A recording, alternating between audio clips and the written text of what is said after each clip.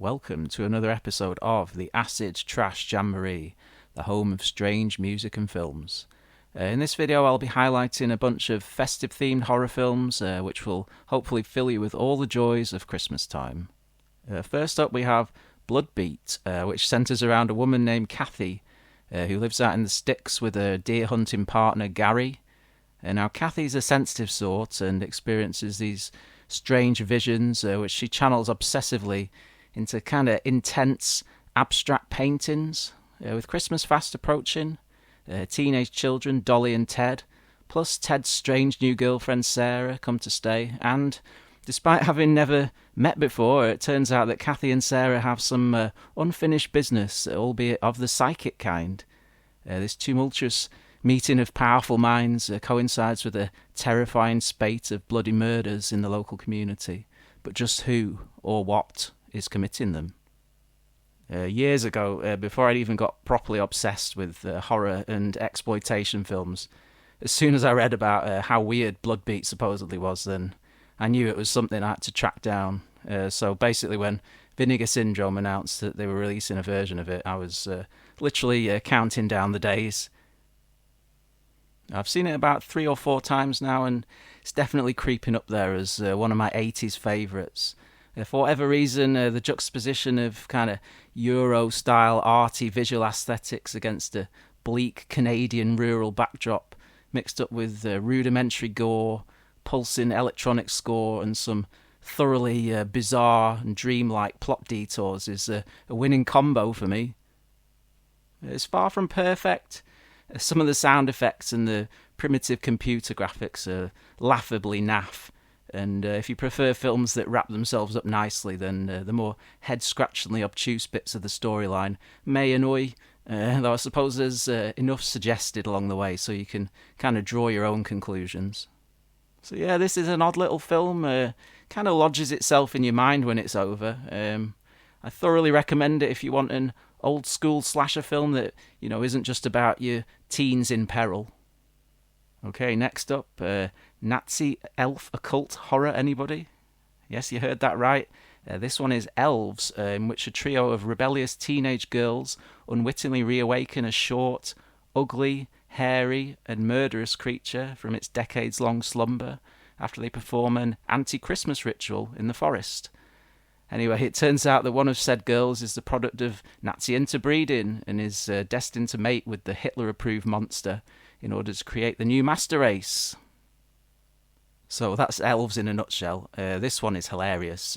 Despite not delivering on the title's promise of Gremlins or Critters-style multiple elf lunacy, it pretty much still has enough going for it to engage. Dan Haggerty co-stars as the down-on-his-luck hero of the tale, and somehow manages to keep a straight face throughout. Whilst the elf itself is pretty awesome in its rubbery ridiculousness and carries out a few entertaining kills. The pacing is okay, and as I said, there are plenty of laughs to be had along the way. The plot is utter nonsense, of course, and the acting is beyond terrible, but would we have it any other way? It's got the edge on Rick Sloane's Hobgoblins, at least. Unfortunately, this version comes with a bonus, or should I say bogus, film called Krampus, The Devil Returns, which is right down there with the likes of, say, Monster A Go-Go as one of the most hair-tearingly, excruciatingly awful films that I've ever had the displeasure of sleeping through. You have been warned. Okay, so here we have To All a Goodnight, which takes place at the remote Calvin finishing school for girls. In a flashback sequence, we see a cruel prank being played on a student.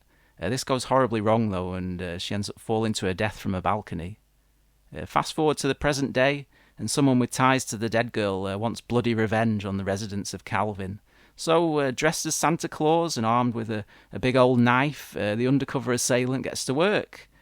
As it happens, though, the girls have invited a bunch of, shall we say, excitable young men to join in their festive fun. But stranded in the middle of nowhere, will any of the revellers stay alive long enough to open their stockings on Christmas morning? One of the first ever killer Santa movies. This is also David Hess's one and only directing credit, and it's no masterpiece, that's for sure. Those expecting something dark, brutal and subversive from the star of Last House on the Left and House on the Edge of the Park will most likely come away from this rather lackluster slasher pretty disappointed. Whilst there's plenty of kills in this one, they're mostly nothing to write home about. Several happen off screen. The film also fails to generate much in the way of an atmosphere or sense of creepiness, in spite of its nicely sprawling mansion location. Throw in some proto shot-on-video style awful acting, loads of go-nowhere filler scenes, continuity errors galore, and only the barest minimum of titillation, and To All a Goodnight comes off as one seriously undercooked turkey. That said, the longer it limped on, the more I sort of started to enjoy it. Perhaps just out of pity, or maybe it was the random sighting of Harry Reams that perked things up. I suppose there are a couple of semi-suspenseful scenes towards the end, and I love the crude, cheap as chips synth score as well. Again, scarily similar to something you'd hear in some rotten piece of shot-on-video junk a bit later in the decade. I suppose I've suffered through much less eventful slashers in my time, so I'll leave it at that whilst I'm still feeling a little bit charitable. Okay, so in Don't Open Till Christmas, the tables have turned and now it's Santa that needs to watch his back. A masked maniac is stalking the streets of London, definitely bumping off anyone unfortunate enough to be dressed in a red and white suit and a stick-on beard. 14 people meet their maker in total, as the back of this DVD proudly proclaims. The centre of all this is a woman named Kate, whose father was murdered right in front of her during a Christmas party. Scotland Yard suspect that her boyfriend, Cliff, is somehow involved with the killings, though when one of the inspectors on the case begins acting suspiciously, Kate decides to do a little bit of detective work of her own, see what he's up to, and hopefully clear Cliff's name in the process. All the while, the mutilated Santa bodies are mounting up fast. This is another daft one, though due to the utterly deadpan acting, it's quite hard to tell if it's being played for laughs or if those involved really were trying to make something serious and scary.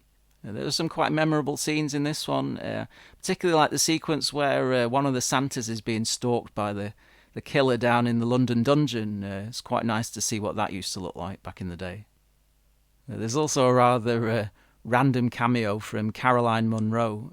She pops up singing some slinky disco number or other.